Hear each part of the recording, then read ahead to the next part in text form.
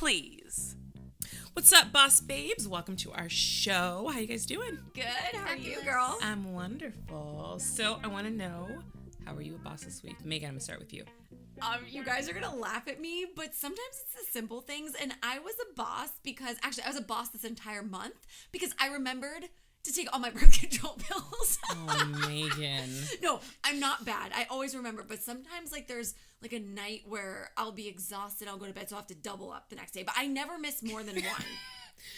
And guys, remember, I'm the single one, so it doesn't really matter anyways. No, but we've all been there. I've definitely forgotten to take birth control. I haven't been on birth control since I've been married, but I just haven't. Well, yeah, you're married, so it's fine. But not that I'm looking for a child right now, but whatever. No, but like sometimes you just have to be like, yeah, it's a boss moment. I get you. Good job, Meg. You both are judging me so hard right now. You guys are like, we're proud of your accomplishment. We're going to be aunts soon, so moving on. Oh my God. All right, Jillian. Well, my boss moment this week is also health related. So because of my day job, I sit at a desk all day and my back suffers so much. I am in so much pain on my right side. So I have such a busy schedule that I've been putting off taking care of myself, and finally this week I made an appointment to try acupuncture, which I've never done before, but I hear there are amazing health benefits, and I'm all with taking the natural approach to things. I feel like I already put enough chemicals in my body from the different medications that I have to be on, so why not try this way? So yes, putting myself first and leaving work early one day and going to this appointment. So let us know how that goes. I know. Because I'm interested. I've never had acupuncture. Maybe we'll talk about it in a future episode. I'm hoping my doctor is female so we can have her on. Oh, that'd be awesome. Great. That'd be really cool. Malynda, tell me. I was a boss this week because I turned down a gig, even though it offered me a lot of money, but I would have had 5 gigs in a row for that week, and I just needed to rest. And we talk about self-care all the time, and I needed it. I needed to rest my voice. I needed to rest my body. I needed to sleep all day. So I turned down a gig, and a lot of people wouldn't have done that, but I needed to. But I think you're, especially for you, you're a singer. And if you didn't and you got sick and you strained your voice, you couldn't work. Of course. So you particularly need to do that. Yeah. So that's great. I'm proud of you for doing that. Thank you. I feel it's hard too, though, sometimes. They're like, it pays this. I'll pay you more. What do you need? Yeah. Well, I feel like self-care is important for all three of us, but most importantly for you, because that is your tool. Right. Yeah. So good on you, Malynda. Good on you. Thank you very much. It's just very important in my line of work, as you said. So speaking of line of work. Yes, please. We're all bosses and we're hustling and we're working hard. What does your family think about what you guys do? Well, I can say, starting this podcast, my dad didn't know what a podcast was. So he's like, what are you occupying your time with? So did one of our hosts. Yeah. Oh my gosh, you guys. Okay, first of all, came to you guys and I was like, let's do a podcast. And then they're like, what podcast do you like? And I'm like, I don't know, what's my podcast? But which only makes ours that much better because it's my favorite. And it's your first. Yes. And it's my first. You popped the cherry with your own podcast. Exactly. Look at that. I say Talk that's about pretty self-care. Shoot, so now you're saying I didn't even need to be on birth control. Oh my God. Anyway, this is going in a different direction. Back to my dad. He doesn't really understand what I do, and neither does my mom. So obviously when they come to visit, I'm going to have to download this podcast onto their cell phones so they can listen to it. Love it. But beside my day-to-day, they'll be like, oh, my dad will like really try to relate. Like, he never lets me live this down, but he was the first person that told me Robin Williams died. And he messaged me, and I didn't believe him. I was like, what are you talking about? Stop it. And he's like, no, really, he's dead. And of course, I Googled it, and he was right, but he's never right about anything. I love that. But yeah, so they understand what I do. They always try to relate, and they're huge cheerleaders and support systems. So that's always good. And they also helped me move out here, which I think is really important. Both of my parents ended up coming out here separately. Together they're always better, but separately it was nice to have individual attention. Totally. And they moved my bed in. They took me shopping. So we're fully supportive of this move. They hate that I'm so far away, but I feel like that's with anybody's family. But yeah. They love what I do. They're so supportive. I'm blessed because not everybody's like that. That's very true. I mean, Jill, I have to say the same thing. My parents are so supportive. They always have been in anything I've done since day one. But I do have to say that I do think that part of my reasoning for wanting to get into real estate is a little bit influenced by my dad. And I think it's really hard because our parents, again, support us, but in the line of work that we're in, it's all very, it's not. There's no guarantee. There's no guarantee. Yeah. And the money is always here, there, and everywhere. And it's stressing me out. I'm like, I want something that's a little bit more stable. So, I'm kind of taking what they're saying. And yeah, no, I do need to take a path and get some, financially stable, but then also not give up on my dreams. So I appreciate that they're realistic, but also they encourage me. So they're the best of both worlds. That's awesome. Good for you. What My about you, girl? parents are probably too supportive. I mean, my dad, especially because he was a musician back in the day. So and my mom, I kind of love this about her because when I get down and I feel like I haven't accomplished anything, she has these books that she keeps, like all newspaper clippings or like statuses I posted about awards or whatever, and she puts them in like a scrapbook. Aww. And she has like stacks of scrapbooks. And then anytime I'm like, I haven't done anything, blah, blah, blah, she'll pull out those books and show them to me. Oh, that is adorable. It's really, really, really sweet. And my dad, he like frames everything I do. So they're super supportive. They're super fans. They don't go out to my shows as much because they're really late, which I totally get. I barely show up to my shows. But we're a bunch of privileged people because we're so lucky to have parents that support us. This is really rare that we all are like, our parents really do support us, because there's so many people that move across the country or move out here to LA with a dream and they don't have the support of their parents. So, you guys tweet us if you're feeling kind of like, you kind of don't have someone on your side, and tell us, how you feel about it. And obviously we want to like talk you through it and help you through it. So make sure you tweet us at Boss Please Pod. Of course we will. Yeah. Of course. And then special guests coming up. Yeah, we have an amazing special guest coming up. We always say that, but all of our guests are amazing. Mm-hmm. We're just lucky. Powerful women. She's a very good friend of mine. She is a stay-at-home mom, and we felt it was important to highlight a stay-at-home mom because that is a boss job. Exactly. No matter any way you look at it. It's harder than what I do. Yeah, absolutely. So we're actually going to be going to her house. So you may hear some kids. You may hear some kitties. I'm excited. Yeah, I'm excited for the background noise because there's definitely going to be some. And it's going to be real. We just wanted to interview her in her environment and get a taste for what she does on a day-to-day basis. So we're going to head on over to Melissa Bender's house and stay tuned. Welcome back, Boss Babes. We are here with our special guest, Melissa Bender. Melissa is a full-time stay-at-home mom, which we have to give praise for because being a mom is a boss job. She's mother to two beautiful little girls and the wife to Craig Bender, who works for Disney. So 2 years ago, she also finished a children's book, which I can't wait to hear more about. So let's welcome Melissa Bender. Hi. Hey, welcome. Thank you so much for joining us. You're very welcome. Thanks for having me. Thank you for letting us into your home. Yes. We came to you this episode because, you got two little girls running around.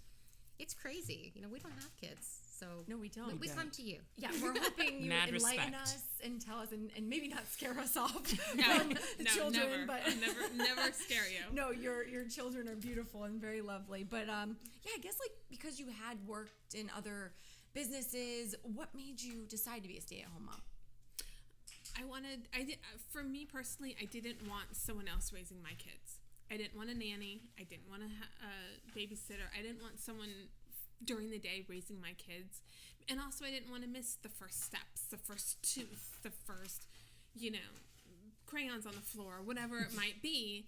I didn't want to miss all of that. And so I decided to, and my husband was okay with me hanging out at home. So. Amazing. That's Amazing. Great. That's great. So what is your day-to-day like?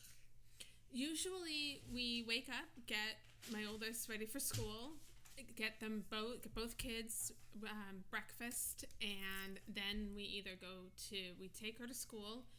The youngest one and I either go to the park or we run errands, and then he'll pick her up from school and then kind of play it by ear from there.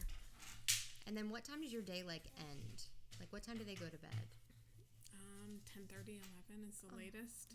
Oh That's my a gosh. long I know. The thing that I admire so much about stay-at-home moms is it's not a 9 to 5. You don't stop. You don't have a break. Right. You're going all the time. Yes. Yes, she girl. is. You just preach it over there. I love it. I love it. No, this is so great because we're literally witnessing firsthand like what you do and like your And your it's day-to-day. beautiful. It is really beautiful. is. It is. Yeah. If when she's teething, if she wakes up in the middle of the night, then I'm up with her. Of course, Yeah. of course. Do you ever like just have moments though where you're like, what is your downtime? Do you ever have downtime? Do you Yes, ever like? I do. What do you do for yourself?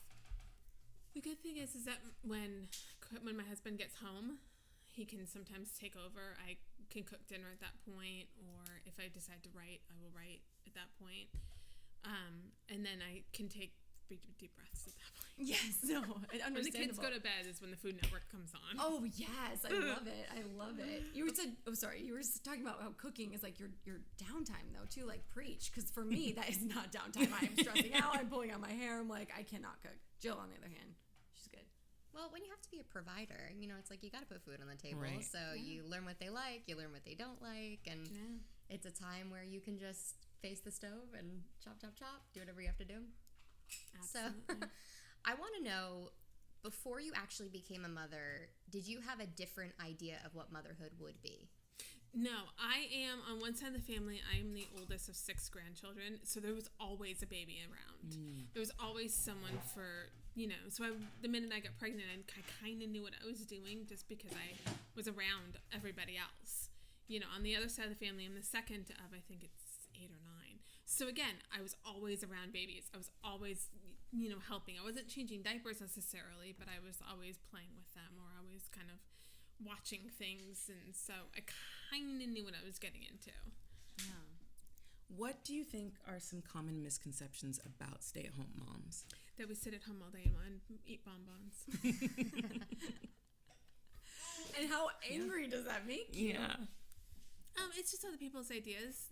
I'm literally cleaning my house three times a week or more if I'm home, if I'm not running around the world at that point. But yeah, I think some people think that it's easy, that it's something you do for 2 hours a day, put the kids down for a nap, and then, you can go get your nails done if you want to. Believe me, I haven't had my nails done since August. Right there, yeah. What do you wish other people knew? Because you were just saying that some people just think it's like sitting at home, but like, what do you want to tell them that that's not how it is? That it's harder than it looks. That it's the moments where you're like, okay, I've had enough. You can't do that because, like, you guys, if you wanted to, let's say, go out for dinner or go out to a movie or go out doing whatever, I can't do that because unless I have a babysitter. Or Melinda, great babysitter. My babysitter, many indications. Or if I have a babysitter or my mom or someone to watch them because they're my first priority. I got to get them. Yeah. Totally. I can't go out. Like I can go out with friends, but someone has to be home to watch them. They're very fun to babysit, by the way. I'm sure they seem like a ball of energy. Like we walked in and the oldest, what was her Ariella. She was like, "What do you guys want to eat? I'm gonna make you a menu. I'm gonna cook you some fake food." And I'm like, "That is adorable," because I used to do the same thing as a kid. I guess so yeah. cute. Like how do you, like they're so energized, or when they're angry, like how do you keep your energy up and how do you stay positive through all of that? Because in my mind, I feel like that's more challenging than I face in my daily job. Like I don't face those challenges where I have to be like on and like you have to be like ready to discipline or ready to play Or be a mediator if they get into a little tiff. Yeah. Which luckily they don't. Okay. No, there's times where I'm like, okay, I've had enough. You just go play in your room, because I can't. I don't want to yell and scream at them, but sometimes I can't do it. No, absolutely. Like it is. It's just it is exhausting. Like I do a lot of babysitting myself and I have nannied a little bit and like at least for me I'm like, okay, there's a time limit and I'm getting paid for this, and it's just like it is draining and it is exhausting. But has there ever been a moment where you sort of like do you remember like hitting the wall for the first time and just being like, oh my god, I can't, this is like, I need a second? Yes. Can you tell us about that? So my oldest Ariella was about 2 days old, and I was in the hospital, and the 14th person has come in to tell me to breastfeed, and I'm like, I'm done. And then I think it's your favorite story. The middle of the night, my husband wakes me up. He's like, okay. And there was a nurse in there too. And we were the only ones on the floor when Ariella was born. So she was just kind of hanging out in our room. And he wakes me. He's like, Mel, you got to get up and feed the baby. And I yell at him. I go, why don't you go boobs and feed her yourself? He says, I wish I could, but you got to get up. And I was like, no, I'm tired. Oh my gosh. Can we talk about that a little bit? Yeah. Like, I'm terrified to like breastfeed. Like, is there an end? Like, do you... Oh yes, absolutely. Like, I hear horror stories. Like, does she have trouble latching onto you? No. So that was great then. The thing is that for the first time mom, you think, because you should have a goal in mind, like 4 months, 6 months, a year, whatever it is. But it's gonna feel longer than it is. Mm-hmm. And then once you're done, you're like, oh, it was like 2 minutes. But also you have to remember with breastfeeding that doctors will tell you to do it. If you can't do it, it's not the end of the world. Mm-hmm. If you decide, oh, you know what, formula is better for me, then do it. Totally. I don't listen to hospitals and doctors just because. Like, if you're breastfeeding, that's fine. If you don't want to and they make you feel badly about it, don't let them. It is a mother's intuition, though. Absolutely. You know best. Exactly. You know your children best. Exactly. Because my mom didn't really... Pumpkin, her cat is up on the table just giving us all the love. No, it's totally... I love cats, so I'm just like, I'm petting We are Pumpkin. just getting the first This experience. is just real life right now. This is real life, and it's happening, and we're in the moment. It's amazing. So I want to go back to your writing a little bit because you are raising 2 beautiful girls, but also you have this passion for writing. And so what's that children's book about? It's about a little girl who wants to go to her best friend's house, but she has to walk through the shaped forest in order to get there. Yay. And it encounters every shape starting with square to decagon, which is 10. And she has to say the color of the shape, the sides the shape has, and the shape name in order for her to be able to pass to go to the next one. And then they all come with her to her best friend's house. Oh, I love that. That's really really cute. That is really cute. Have you tested it out with your daughter? Yeah, they all love it. They love it? Yeah, they do. I'm trying to get it out for the world to love, too. I was just going to say, what are next steps, or how are you working on getting it out there? Well, I was submitting it to different agencies, and then I had someone read it, and he's like, okay, change this, change this, change this. And so, because of that, I'm going to try to rework it a tiny bit. Totally. And then we try to That sounds like an amazing That's going to be great. book. Yeah, I can't wait for that to be out. I can definitely read it to the little kids I watch too. Because it teaches colors and Absolutely. shapes It's and that's so all encompassing. I love it. Everything else. Did you just get a menu, Jill? I menu, did. the infamous I did. menu we were talking about. What's on the menu?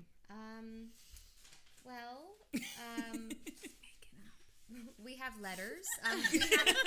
We have spaghetti. Yeah, we're not spelling just. That's okay. There's some fried goat cheese, foie gras. Oh my goodness! Fancy. New York style cheesecake. I think you got a chef in your future, man. That's Quite amazing. possibly. She's very adorable. She came up while we were talking and just dropped the menu off. You know, Like she'll come back, take our order Yes. later when we're done. But this is life. So, has anybody ever made you feel guilty about being a stay-at-home mom? And how did you combat that? Yes, but it's just people who don't understand, who do think that you sit at home all day. Right. That you have, why don't you clean the house today when you have plenty of time to do it? Right. You don't have plenty of time to do it. You do it where you can and when you can. Right. But I love your positivity because, we've asked kind of that question a couple of times, but you were just plain and simple. Like, it's just people that don't understand, but you don't let it bother you. And that's what's boss about that, that's great. That's That's really really cool. wonderful. That you're like, I know what I do. I'm a boss mom. I got 2 great kids. This is my life. Right. And I'm writing a children's book. So there you go. And it seems like you wouldn't change it for the world, huh? Oh, no. Picking up my daughter from yoga class today at school, I was like, this is awesome. Wait, they do that now? That is so California. I'm from New Hampshire. To have I'm like, baby having yoga, a yoga class. for That's sure. amazing. Yeah, one of the extracurricular activities at school is yoga. I think that's brilliant because it teaches kids to kind of Sit connect their still, mind and their body. stretch. I needed to do Flexibility, that. centering, all that. That's wonderful. And then I do mommy and me yoga on Tuesdays. Cool. I love Cool. that. Really cool. Well, you've enlightened me for sure. Yes. I know that I'm definitely not ready to have kids yet, but when I do, I think I have a better idea. And also just being here with your kids and seeing that they are actually just playing by themselves right now and very calm, which I was afraid it was gonna be like Romper Room when we walked in, like screaming, crying, whatever. Oh no, give it a few hours. It's definitely like what that. we're seeing, total angels. Thank you so much for You're being here very with us welcome. today. And This is a lot of fun. Thank you. of course. Thank you And so keep us much. posted on that children's book. So we will definitely give you a shout out. A shout Yeah. out. There we go. I'm like promotion. What am I looking for? What's the word I'm looking for?